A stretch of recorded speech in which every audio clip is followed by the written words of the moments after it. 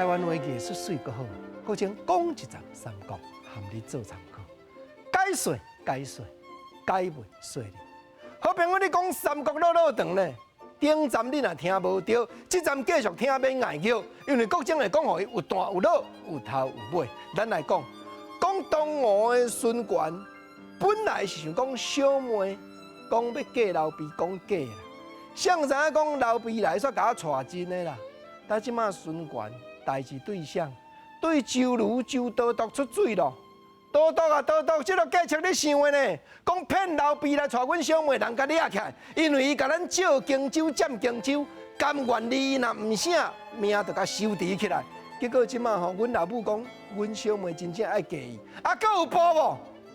周瑜镇守伫咧茶商城，赶紧写批禀主公，讲主公，不妨咱就将计就计，你着爱去建设一寡花园甲楼台，建设花园甲楼台，要互刘备过了搁较爽，搁较享受咧上。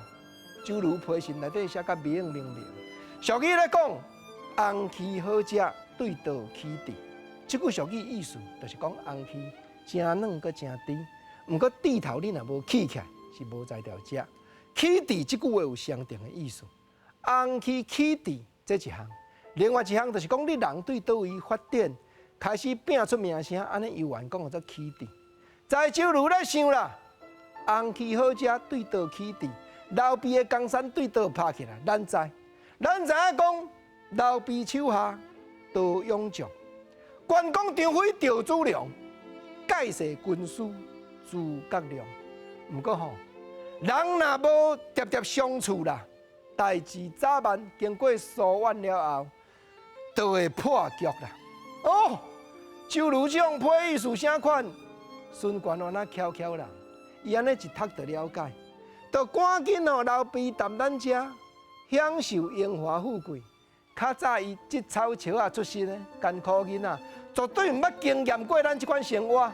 但吼，尽量甲因西蜀关公、刘备遐疏远，有诗为证，讲荆州无讨，咱毋愿。周瑜批信禀孙权，人无往来就疏远。